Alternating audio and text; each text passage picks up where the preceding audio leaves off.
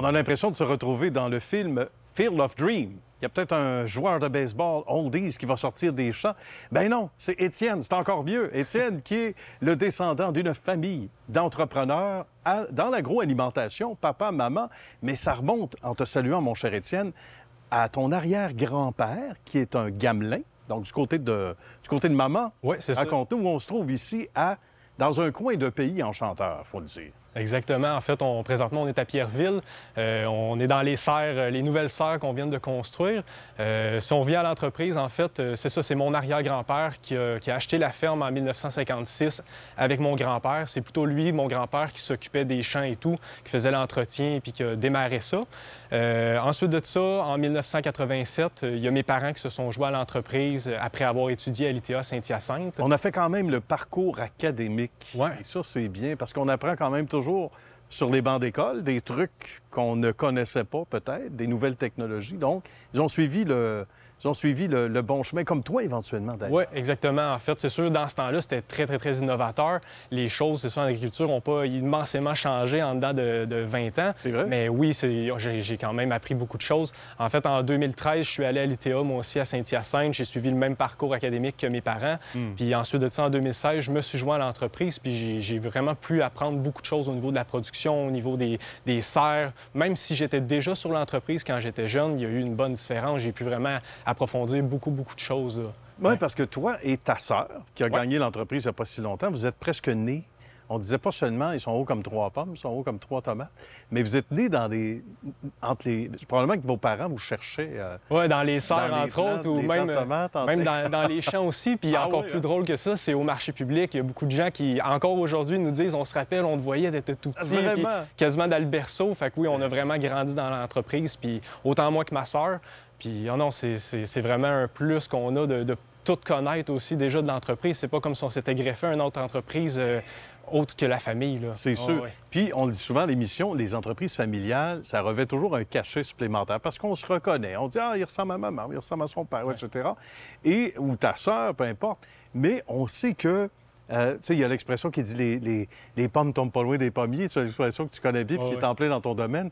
Mais on dit souvent que c'est difficile de se voir dans une autre carrière. On y revient. Est-ce que ça t'a déjà effleuré l'esprit? Ben oui, c'est sûr. Ah oui, parce que... En fait, ça m'a souvent effleuré l'esprit de ne pas reprendre la ferme parce que je voyais mes parents qui travaillaient beaucoup d'heures. Mais au final, ça devient une passion, l'agriculture. C'est vraiment ça. Puis même tu le vois présentement, genre, quand je parle des serres, quand je parle de quelque chose, c'est de l'entreprise, c'est vraiment profond en dedans de moi. Puis j'en suis vraiment content d'avoir pris les rênes de l'entreprise. Puis ma sœur aussi est super contente de ça, d'avoir fait le mouvement de retourner, de prendre l'entreprise. Mais oui, ça m'a trotté longtemps dans la tête de peut-être aller dans la santé ou d'aller un job plutôt de bureau ou faire autre chose. Mais c'est vraiment la place que j'ai choisie, puis c'est la bonne place. Bien, c'est un naturel. Le chemin était tracé, mais tu aurais pu bifurquer à l'ailleurs. On voit que tu as toute la... On le voit bien en te regardant et en t'écoutant que tu es passionné. Bon, on aime ça. Et les gens du gouvernement du Québec l'ont annoncé. Bon, on veut s'en aller de plus en plus vers l'autonomie alimentaire. Et vous autres, vous êtes en plein sur le bon chemin. Raconte-nous. Donc, on revient à ces serres qui sont toutes neuves. Oui, exactement. En fait, ce qui a été fait dernièrement. En 2016, quand je suis sorti de l'ITA, j'ai pris ma prime à l'établissement pour construire un premier bloc de 3 serres qui donnait à peu près 10 000 pieds carrés. Ensuite de ça, on a eu tellement un gros engouement. On a fait des portes ouvertes, puis on a eu tellement un gros engouement sur l'achat justement de ces produits-là qu'on a décidé d'en bâtir 2 autres l'année subséquente. Puis ensuite de ça, dernièrement, avec le nouveau programme, le programme serre, en fait, du gouvernement, on a décidé d'y aller de l'avant. On avait déjà un peu pensé qu'on fallait encore agrandir nos infrastructures, mais là, avec le timing était vraiment parfait, avec la subvention qu'on pouvait aller chercher, qui couvre pratiquement 75 des coûts d'achat.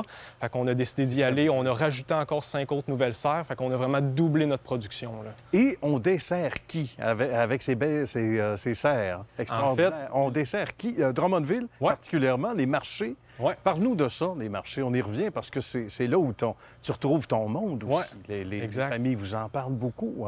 Puis ce qui est vraiment différent de notre entreprise, de la majorité des autres entreprises, oui, on a une très, très grande superficie, on a beaucoup de serres, mais pratiquement tout est vendu au détail. Je dirais que c'est à peu près 95 de la production qui est vendue au détail. Fait que directement au consommateur, sans aucun intermédiaire. Premièrement, c'est le marché à Drummondville, le marché public qui est notre plus grand...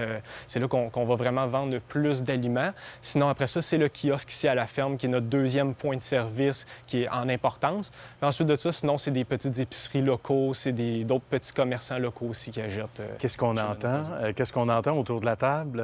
Ici, comme ailleurs à Drummondville, qu'est-ce qui revient souvent? Tu disais le côté familial. Oui, bien pour c'est beaucoup, ça. Souvent, les gens ils viennent nous voir parce que c'est une ambiance familiale, puis ils aiment ça venir échanger avec nous. Puis autant, des fois, ils ont des petits problèmes dans leur jardin, bien, ils aiment ça. Ils savent que nous, on est les propriétaires, qu'on en connaît aussi sur l'agriculture. C'est vrai? Ils viennent échanger, puis ils adorent ça. Des fois, ils nous amènent des photos, des feuilles de tomates, qu'est-ce que mon plan a.